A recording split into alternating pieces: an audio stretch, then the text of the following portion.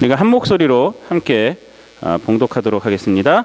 형제들아, 내 마음에 원하는 바와 하나님께 구하는 바는 이스라엘을 위함이니 곧 그들로 구원을 받게 함이라.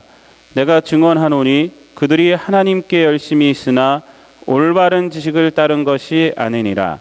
하나님의 의를 모르고 자기 의를 세우려고 힘써 하나님의 의에 복종하지 아니하였느니라.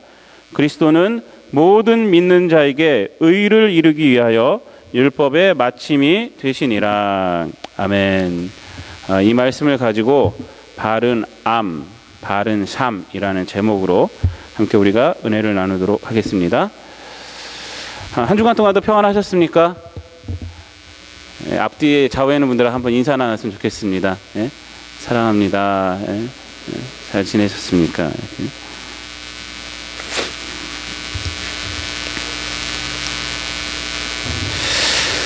오래전에 그 신문 칼럼에 났었던 기사입니다. 근데 그 무슨 기사냐면 조그만 아기가, 젖을 떼지 않는 아기가 죽은 기사인데 그 간 디스토마로 죽었던 기사입니다.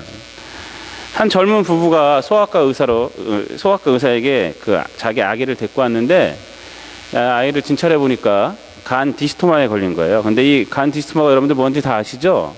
그 민물고기를 먹어야지 걸리는 그 병입니다. 근데 이 한 살도 안 되는 게, 젖도 아직 떼지 않은 게 간 디스토마를 걸렸다는 게 이게 이상하잖아요. 그래서 물어봤더니 그 아이가 얼마 전에 홍역을 앓았는데 그때 생 가재즙을 갖다 먹였다는 거예요. 가재즙을. 근데 이 가재즙을 어떻게 먹이게 됐냐면 그 손녀, 그러니까 그 아이를 정말로 사랑하는 할머니가 옆집 아주머니의 조언을 듣고, 홍역을 앓고 있을 때 이 생 가재즙이 좋다라는 소리를 듣고 이 할머니가 그것을 구하려고 얼마나 힘을 썼겠어요. 그래서 추운 겨울에 그 산야를 헤매면서 가재를 하나 구해와서 그 즙을 짜서 정성을 들여갖고 먹였어요. 근데 그것이 결국 어떻게 됐냐면 조그만 아이가 그걸 먹고 디스토마에 걸린 거예요. 디스토마. 그래서 결국 죽었다는 기사예요. 이 얘기는요, 한국의 그 외국어 대학교 지금 교수인 백종국 교수님이라고 있습니다. 그 교수님이 쓴 에세이가 있어요. 한국 교회의 의식 구조라는 그 에세이가 있는데 그 이야기에서 서문으로 이 이야기를 인용을 했어요. 인용하면서 이런 말을 했어요. 올바른 지식에 의한 열심 그리고 행함이어야지 그것이 의미가 있는 것이다 라고 말하는, 올바른 지식, 그것에 근거한 행함이 있어야지 그 행함이 의미가 있는 것이지, 아무리 열심히 있어도 올바른 지식이 아닌 열심은 오히려 화를 미치게 됨을 이야기를 하면서 그 에세이를 쭉 소논문을 갖다가 쭉 진행을 시키는 거예요. 그러면서 이제 하는 말씀이 한국 교회가 바른 신앙을 가르쳐줘야 된다는 거예요. 바른 신앙을 가르쳐줘야지 한국 교회가 살아간다는 거예요. 그래서 한국 교회 의식 구조라는 것이 이 예화를 들어서, 이 지어낸 예화가 아니라 신문 칼럼에 옛날에 있었던 일을 들어서 이렇게 자기 이제 논지를 주장을 했어요. 여러분, 열심히 있는 거 좋은 것입니다. 열심히 일해야죠, 우리가. 열심히 있어야 돼요. 사람에게 있어서 성실한 사람이다라는 평가를 받는 거 정말 좋은 평가입니다. 그건 권해야만 한 것입니다. 그러나 열심보다 앞설 것이 있다는 것이에요. 그것은 올바른 지식을 갖고 있어야 된다는 거예요. 특히 신앙에 있어서는 더욱더 그렇습니다. 신앙. 잘못된 신앙의 지식을 갖고 신앙생활을 하면요, 그건 삶이 파괴돼요. 자기 삶만 파괴되는 것이 아니라 이웃도 파괴시켜요. 가족도 파괴시킵니다. 돈도 있고 명예도 있고 좋은 가정도 있지만 잘못된 신앙으로 인해서 자신과 가정이 불행에 빠지는 사람들이 얼마나 많은지 몰라요, 지금 시대에. 제가 언젠가 시사 교양 프로그램을 봤어요. 제 이야기는 옛날에 나눴던 것 같은데, 이상한 교회, 무슨 교회냐면 뭐 어떤 전도사인데, 여자 전도사인데 귀신을 쫓아낸다고, 그 방법이 뭐냐, 사람 막 때리는 거. 근데 그 모습을 봤어요, 제가 그 시사 교양 프로그램에서. 근데 거기 그 여자 전도사를 쫓아다니는 사람, 그 사람 중에 어떤 사람은요, 자기 엄마를 매가 부서지도록 때리는데도 가만히 있는 거야. 피가 나도록 때리는데도 가만히 있는 거야. 그리고 더 나아가서 이 딸도 그 여자 전도사가 때리라니까 자기 엄마를 때려요. 근데 더욱 황당한 게 뭐냐면 그 여자 전도사를 추종하는 사람들 중에 목사가 있었다는 겁니다. 어디서 안수를 받았는지. 근데 더욱 충격적인 것이었던 것은 뭐냐면 그 목사의 사모님이 이 여자 전도사와 이 여자 전도사를 추종하는 사람들에 의해서 맞아서 죽었어요. 맞아갖고 죽었어요. 얼마나 많이 맞았는지. 근데 이 사람들이요, 이 여자 전도사의 말을 듣고 이 사모가 다시 부활한다는 거야. 그래서 그 시신을 앞에 두고 사모님 곁에서 며칠씩을 기도하는 모습이 보이는 거예요. 결국 이들은요, 경찰에 잡히게 되고 그것이 이제 추정식뿐이 아니라 그 비슷한 프로그램, 시사 교양 프로그램에서 나오게 된 겁니다. 근데 더욱 안타까운 것은 매일매일 맞았던 그 할머니도 공범으로 같이 잡혀 있는 거예요, 거기서. 이 할머니도 역시 이 여자 전도사를 아주 신처럼 섬기고 있어요. 하나님처럼 섬기고 있어요. 제가 그것을 보고요, 정말 황당했어요. 그 목사를 보면서 얼마나 황당했는지 모릅니다. 도대체 어디서 공부하고 어떤 신학을 배우고 어디서 안수를 받았기에, 어떤 신앙을 가졌기에 자기 부인이 저기 죽어갖고 누워있는데 거기서 아무 소리도 못하고요, 오히려 그 여자 전도사의 부활한다는 말만 믿고 같이 기도하고 있는 거예요. 이해가 안 되더라고요. 이해. 여러분, 우리가 부활을 믿지 못하는 건 아니잖아요. 우리 부활을 믿습니다. 우리가 사도신조 고백할 때도 고백하잖아요. 우리는 부활을 믿습니다. 근데 부활은요, 언제 되어지냐면 예수님의 재림 때에 되어지는 거예요. 고린도전서 15장 보면요, 이런 말씀이 있습니다. 먼저는 첫 열매인 그리스도요, 다음에 그가 강림하실 때에 그리스도에게 속한 자요, 그 후에는 마지막이니 그가 모든 통치와 모든 권세와 능력을 멸하시고 나라를 아버지 하나님께 바칠 때라. 예수님 강림하실 때에 부활한다는 거예요. 데살로니가전서 4장 16절 17절에도 이렇게 말하고 있습니다.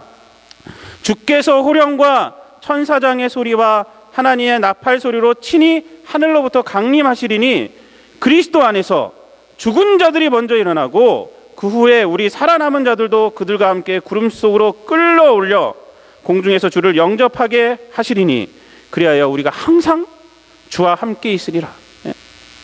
부활이 언제 일어난다고 그래요? 예수님 재림할 때 일어나는 거예요. 뭐 자기 마음대로 일어나요? 자기 마음대로? 이 여자 전도사가 말했다고 부활이 일어나요? 이 여자가 부활을 말한 것은요, 성경적인 부활이 아니에요. 기독교가 주장하는 부활이 아니라 이 진실과는 아무 상관없이, 신앙과는 아무 상관없이 그냥 자기의 능력을 과시하기 위해서 독단적으로 그냥 부활이라는 말만 사용한 거예요. 사입이죠, 사입이. 근데 거기에 많은 사람들이 이끌려 다니고 있고요, 목사라는 사람도 거기 있는 거예요. 저는 그 목사가 아니라고 봐요. 그걸. 이상한 데서 안수 받았다고 봐요, 그냥. 지금 얼마나 한국 사회에 이런 현상들이 많이 나타나는지 모릅니다. 이곳 밴쿠버에도요, 이 사이비 교회들이 많이 있어요. 여러분들 조심해야 돼요. 조심해야 돼요. 제가 들은 얘기인데 제가 보진 않았어요. 그 문장을 보진 않았는데 어떤 목사님한테 제가 들었어요. 요즘은 성령이 대세입니다 라고 말하면서 집회에 참여하면 코도 높아지고 뭐 그런다는 거예요. 성령 수술 안 해도 된다는 거예요. 예? 그런 것이 그 광고를 버젓이 하고 있어요. 예? 예? 우리 목사님끼리 모여 그러면 우리가 가야 되겠다 막 그랬어요. 예? 말도 안 되는 소리죠. 예? 예? 웃기는 소리죠, 그건. 근데 더 웃기는 건 뭔지 아십니까? 그런 소리를 해도 그 교회 사람들은 아무렇지도 않아. 계속 그 교회 나가고 있어 지금. 진짜인 줄 알고 있다는 거예요.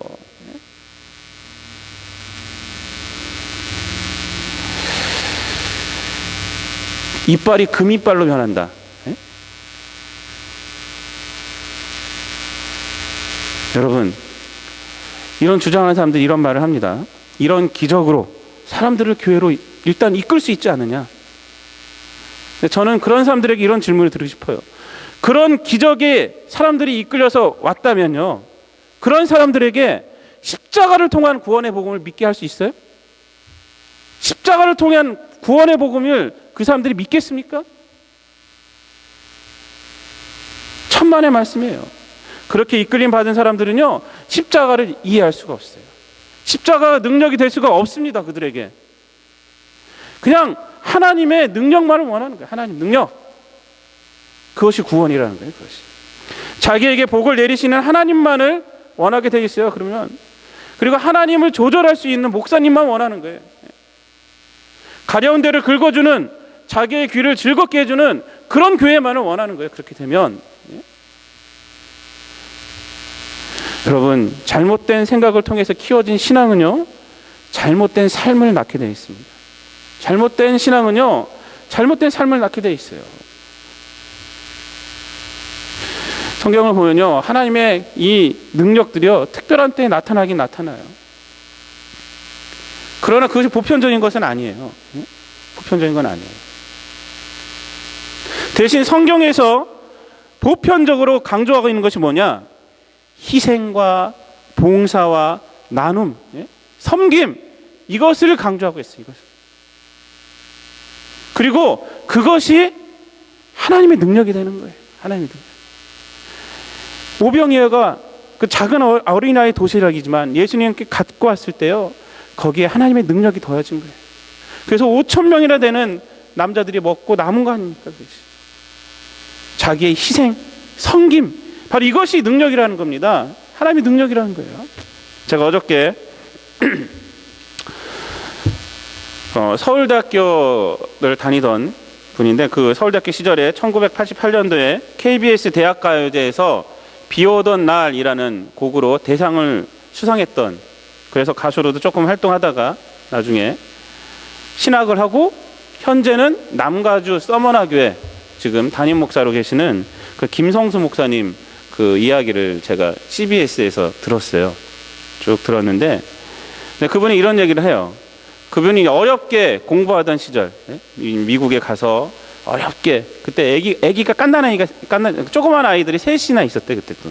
그래서 데리고 다 가서 이제 공부하던 시절, 그러면서 전도사로 일했던 시절 얘기를 합니다. 근데 얼마나 어려웠냐면 자녀들에게 먹일 밥이 없었대. 공부하고 하냐, 밥이 없어. 그래갖고 쌀을 끓여가지고 그 미음식으로 만들어갖고 며칠 동안에 먹이기도 하고, 그리고 집세 낼 돈이 없는 거야. 그래서 이제는 한국으로 그냥 가야 되겠다, 돌아가야 겠다 생각을 하던 시절, 그런 시절이었대요. 근데 하나님께서 기적을 베풀어 주셨어요. 그 이야기를 지금 나누고 있는데, 먹을 것이 없는데 교회 청년들이 놀러 온다고, 전사님 놀러 갈게요 그러대. 또 교회 청년들이 놀러 온다니까 어떻게 해요? 오지마 그럴 수는 없잖아요. 청년만 맡고 있는데, 그래서 와라 그랬대. 와라고 했는데 걱정이 많죠. 이것들을 어떻게 또 먹여야 되지?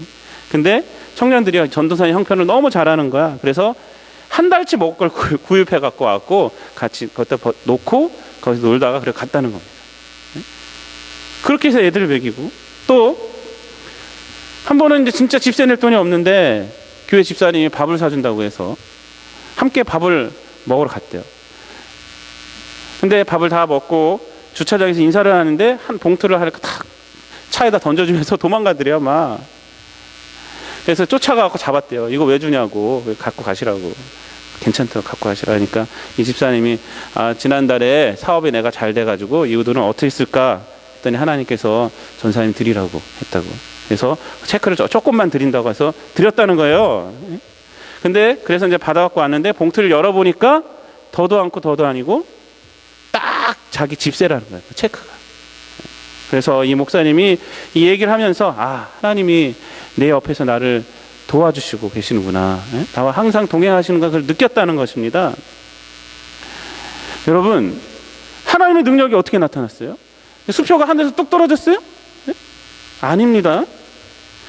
사랑과 봉사, 섬김, 이것을 통해서 나타났다는 거예요. 한 성도의 사랑을 통해서 하나님의 능력이 나타난 것이고요, 그것을 간증하고 있는 거예요, 지금. 이게 무슨 말이냐? 여러분의 섬김과 여러분의 봉사와 여러분의 희생도 하나님의 능력이 될 수 있다는 거예요. 하나님의 능력이 될 수 있다는 거예요. 하나님의 능력이라고 뭐 하늘에서 뚝 뭐가 떨어져야 되고 뭐 마술사처럼 뭐가 보여야 되고 이런 것이 아니라는 겁니다. 여러분, 이웃을 사랑하는 것이 왜 기독교에서 중요해요? 이웃을 사랑하는 것이 왜 중요하냐면요, 그것을 통해서 하나님의 능력을 체험할 수 있기 때문에 그런 거예요. 하나님의 능력을. 여러분, 하나님은 어떻게 하셨습니까? 하나님도요, 우리의 구원을 기적적으로 해결하지 않으셨어요. 기적적으로 뭐 이렇게 뭐 해갖고 하나님이 해결하셨습니까? 우리를 구원해 주시기 위해서 하나님이 성육신 하셨어요. 하나님이 인간이 되셨단 말이에요. 하나님이 인간이 되셨어요. 여러분, 하나님이 인간이 되셨다. 이해가 됩니까? 이거 이해할 수가 없어요. 그건 말도 안 되는 소리예요. 근데 그렇게 일하셨어요. 우리를 구원하시기 위해서. 또 어떻게 일하셨습니까? 인간만 되셨습니까? 우리를 구원하시기 위해서 십자가에 달려 돌아가셨어요. 희생하셨어요. 이것이 바로 구원의 능력이에요. 이거 구원의 능력. 예수님 이 땅에 계실 때요, 근데 사람들은요, 예수님이 아무리 이런 얘기를 해도 이해를 못했어요. 마태복음 12장 보면요, 뭐라고 말을 했냐면, 마태복음 12장 38절에서 42절까지 보면요, 표적 보기를 원했어요. 이 시대 사람하고 똑같아요. 예? 기적 내놔라, 기적 내놔라 이랬어요. 그때 예수님이 뭐라고 그랬냐면, 악하고 음란한 세대가 표적을 원한다 라고 말하면서, 나에게는 요나의 표적밖에 없다 라고 말했어요. 요나의 표적이 뭡니까? 죽으시고 3일 만에 다시 부활하신다는 거예요. 바로 십자가와 부활, 이것뿐이 없다는 거예요. 십자가, 부활. 하나님은요, 십자가를 통해서 일하십니다. 여러분, 하나님 십자가를 통해서 일하세요. 우리들이요, 십자가의 삶을 살아야 하나님의 능력을 체험하는 것이에요. 십자가를 강조해야 교회에 하나님의 능력이 나타나는 것입니다. 오늘날 교회가요, 십자가를 전하지 않고 세상의 복 받는 비결만을 전하면서 이 세상이 이상해진 거예요. 지금 신앙이 이상해졌어요. 신앙이. 여러분, 세상에서 기독교인들은 잘 살면 안 된다 이 말을 하는 것이 아닙니다. 제가 드리는 말은, 신앙이란 세상에서 돈 많이 벌고 좋은 학교 가기 위한 것이 아니라, 신앙은 하나님의 나라를 구하기 위한 것이라는 거예요. 하나님의 뜻이 내 삶 가운데 이루어지기 위한 것이 신앙이라는 겁니다. 예수님께서 마태복음 6장 33절에 이런 말을 하셨어요. 너희는 먼저 그의 나라와 그의 의를 구하라. 그리하면 이 모든 것을 너희에게 더하시리라. 이렇게 말했어요. 너희는 먼저 그의 나라와 그 의를 구하라.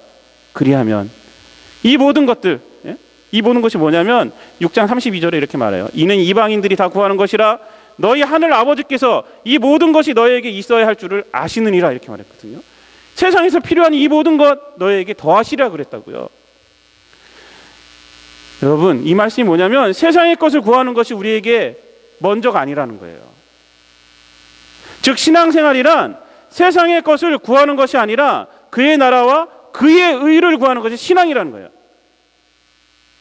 신앙인이란 나의 삶에 내가 사는 이 땅에 하나님의 나라와 하나님의 의가 나타나기를 위해서 애쓰고 수고하고 기도하는 사람이 바로 신앙인이라는 거예요.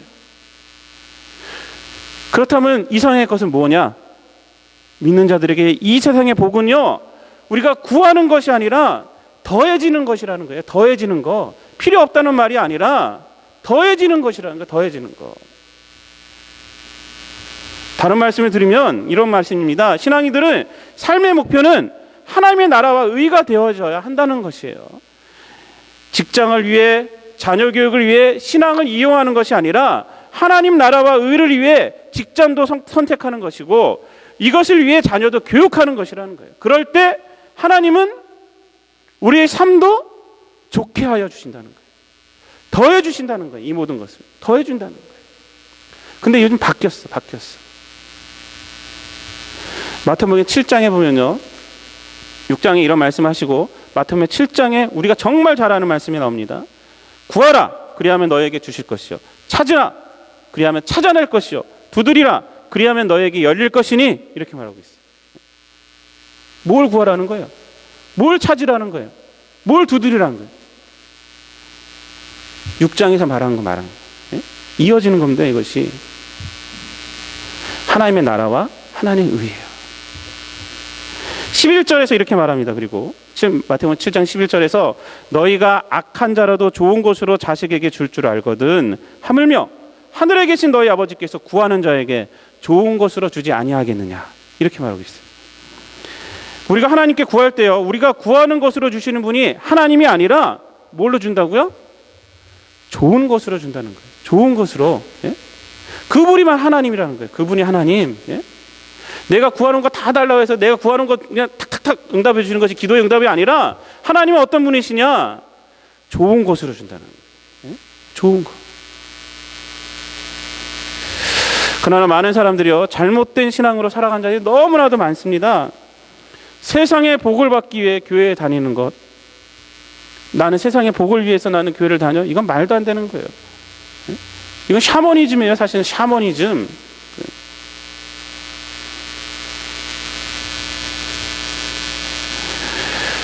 하나님을 잘 믿어 하나님의 나라와 하나님의 의를 위하여 살아서 사업이 잘 되고 자녀가 잘 되고 가정이 행복해지는 것과 사업에서 성공하기 위해 자녀를 좋은 대학에 보내기 위해 좋은 신랑감, 좋은 신부감 얻기 위해 신앙생활하는 것과 이건요 천지 차이예요. 천지 차이.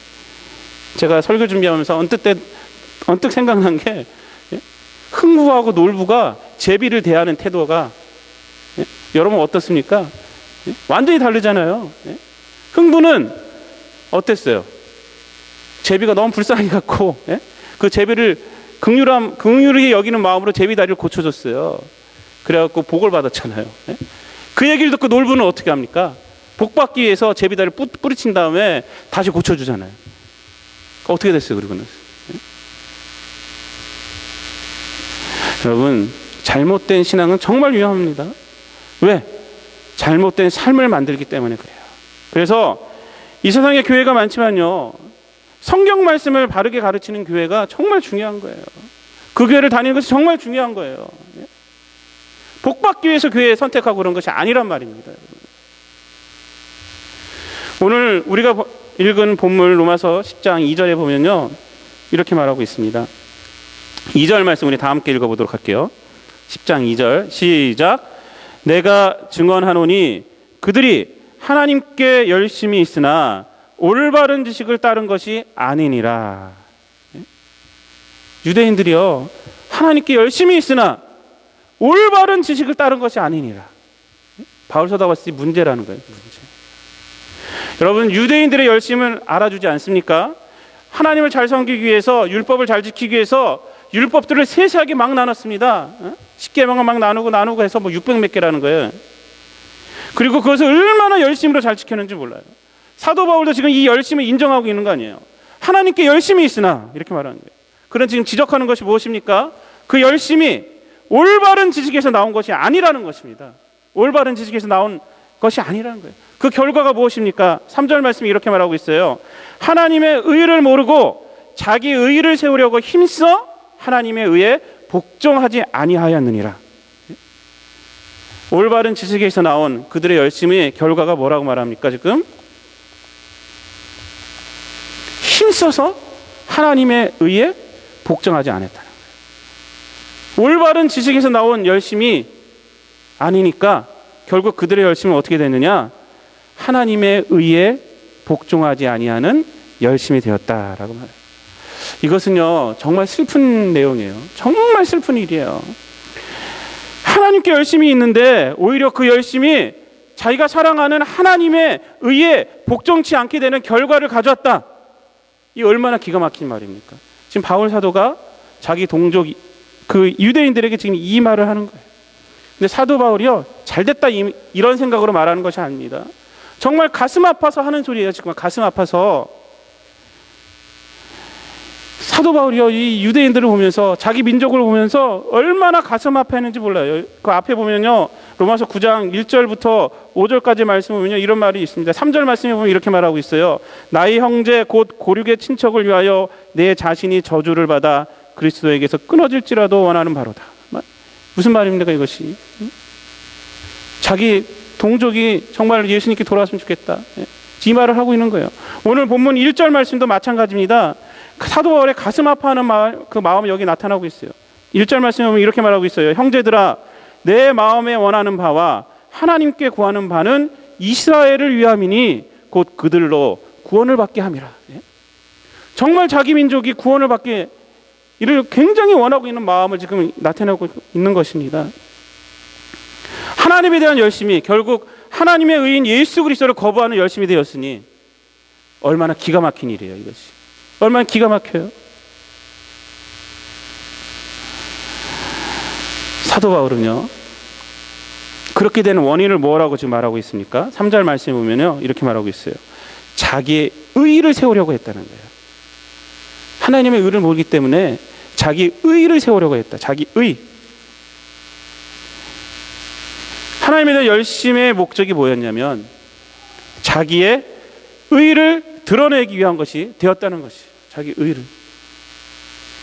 사실 이러한 것은요, 종교가 세상에서 힘을 얻게 되었을 때, 힘이 있을 때 나타나는 현상입니다.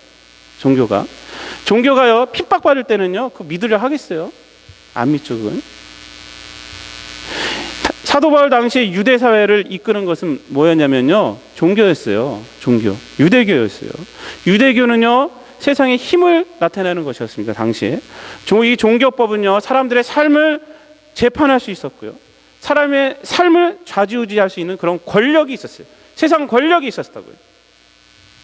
그러므로 종교적인 열심은요 사람들에게 어떻게 보였냐면 자기의 수준을 드러내는 것이었고요, 나아가서 세상에서 편히 살 수 있는 방법이 될 수 있었어요.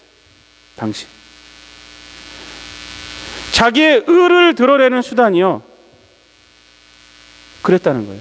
자기 삶을 편하게 하는 것이었다는 거예요. 하나님을 잘 섬기는 그 모습 그 자체가, 율법을 지키는 모습 자체가 자기가 세상에서 편하게 살아갈 수 있는 방법이 되었었다는 거예요.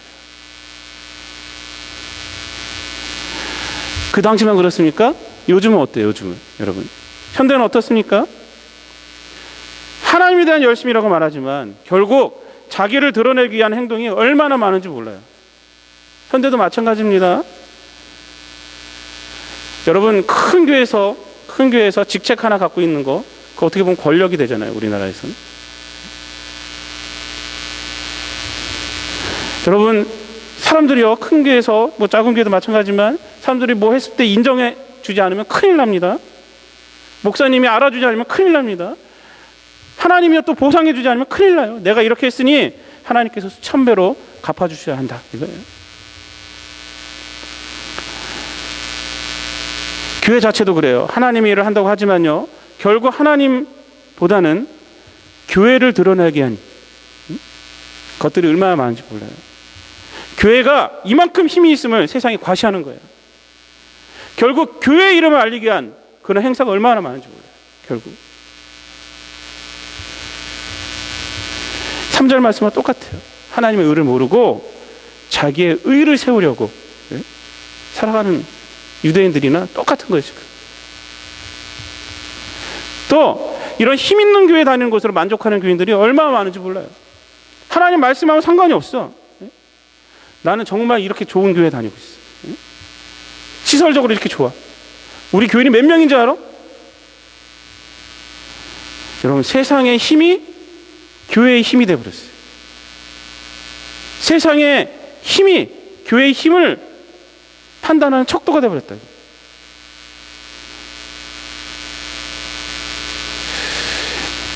사도 바울은요 이것이 틀렸다고 말하는 겁니다. 오늘 말씀이 이거 틀렸다는 거예요. 하나님의 의를 알아야 한다는 거예요. 하나님의 의를 알아야 된다. 자기의 의를 드러내기 위한 하나님께 대한 열심이 아니라 하나님의 의를 알아야 한다는 거예요. 하나님의 의. 그것이 누구냐? 4절 말씀에 이렇게 말합니다. 그리스도는 모든 믿는 자에게 의를 이루기 위하여 율법의 마침이 되시니라. 누구라는 거예요? 바로 예수님이라는 거예요. 예수님. 예수님이라는 겁니다. 좀 더 구체적으로 말씀드리면 그들이 자기 의를 드러내기 위해 십자가에 죽게 한 그 예수 그리스도가 하나님의 의라는 거예요. 왜 유대인들이 예수님을 십자가에 못 박았습니까? 자기의 의를 드러낸 거잖아요. 자기의 의를 드러내기 위해서 십자가에 못 박은 거 아닙니까? 예? 하나님의 이름을 참남되게 했다는 거 아닙니까? 예? 바울 사도는 지금 뭐라고 말합니까? 근데 니들이 십자가에 못 박은 그 예수 그리스도가 바로 하나님의 의다는 거예요. 예? 하나님의 의다. 여러분, 이 1절부터 4절까지 이 말씀은요, 유대인들에게 충격입니다. 사실은 충격적인 메시지예요. 충격적인 메시지. 이 메시지는요, 유대인들에게 어떤 행동의 변화를 요구할까요? 그건 첫 번째, 자신의 신앙과 그 삶의 기반이 됐던 자신의 삶이 틀렸음을 인정하라는 겁니다. 두 번째, 이제는 예수님 위해서 바른 신앙, 바른 삶을 살아야 한다는 것입니다. 즉, 회개와 새 출발을 지금 말하고 있는 것입니다. 유대인들에게 이 메시지는요, 그동안 의로운 삶, 종교적인 삶, 하나님이 인정하시는 삶이라 생각했는데 그것이 결국 하나님의 일을 방해했다는 삶이었구나. 그걸 고백하라는 거예요, 사실.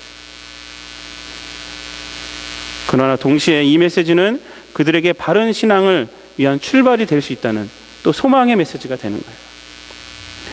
이 메시지는요, 그때 당시 유대인들에게 뿐만 아니라 현대 우리 신앙인들이 새겨들어야 할 말씀입니다. 지금 이거는 지금 나의 신앙, 나의 교회가 이 예수 그리스도의 위에 있는 신앙인지 아니면 내 의를 드러내기 위해서 내 삶을 위한, 그래서 필요한 하나님 믿고 있지는 않는지 우리 생각해 봐야 한다는 거예요. 그리고 만약 아니라면 이 말씀이 우리에게 충격으로 다가와야 돼요. 그리고 회개하고 빨리 돌아서야 합니다. 여러분, 우리 하나님 앞에서 충격받으면 그때는 이미 늦었다고 그랬잖아요. 심판대 앞에서 우리가 충격받으면요, 그때 이미 늦은 거예요. 늦은 거. 지금이라도 이 말씀 앞에서 우리가 충격을 받아야 돼요. 아, 나의 신앙이 근본적으로 틀렸구나. 돌이켜야 한다. 오늘 우리는 성만찬을 합니다. 우리 매월 첫째 주에 성만찬을 해요. 이 성만찬을 통해서 우리가 깨달아야 할 것이 바로 이것입니다. 그냥 하나의 의식으로 지나가면 안 돼요. 성만찬에서 예수님이 제자들에게 뭐라고 말씀하셨습니까? 받아 먹으라. 이것은 내 몸이다. 이것은 많은 사람을 위하여 흘리는 바, 나의 피, 곧 새 언약의 피니라. 이렇게 말했어요. 성만찬을 통해서 우리가 예수님의 몸과 예수님의 피를 먹는 겁니다. 예수님의 몸과 피가 의미하는 것이 뭐예요? 십자가입니다. 우리의 신앙은 그래서 이 성만찬을 통해서 뭘 고백하는 거냐면, 아, 나의 신앙은 십자가 위에 올려져 있는 것이구나. 그것을 고백하는 거예요. 내 삶을 위해서 예수님이 필요한 것이 아니라는 거예요. 우리의 삶이 십자가 위에서 예수님의 몸과 예수님의 피 위에 우리의 삶이 올려져 있는 것이다. 우리의 신앙의 출발은 바로 거기부터다라고 고백하는 것이 바로 이 성만찬입니다. 성만찬.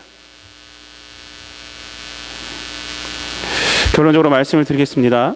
바울 사도는 유대인들이 올바른 지식을 따르지 않아 결국 하나님께 대한 열심히 자기의 의를 드러내는 것으로 변질되고 나아가서 하나님의 의에 불순종하게 되었음을 말하면서 예수 그리스도가 율법의 마침이고 하나님의 의를 이룬 분임을 전하여 주셨어요.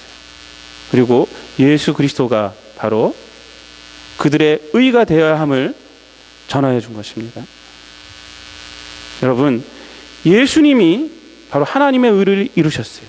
예수님이 하나님의 의입니다.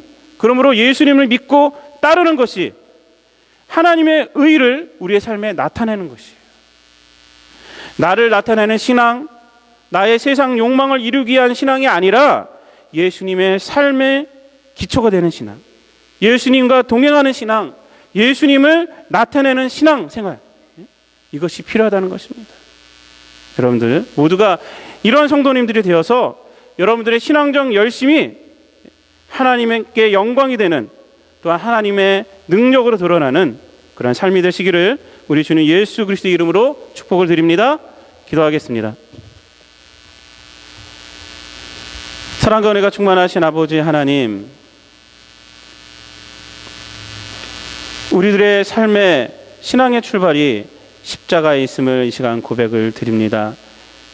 예수님의 몸과 십자가를 지신 그 피로 인하여서 우리가 구원받고 이 땅에서 하나님의 자녀가 되었음을 이 시간 고백을 드립니다.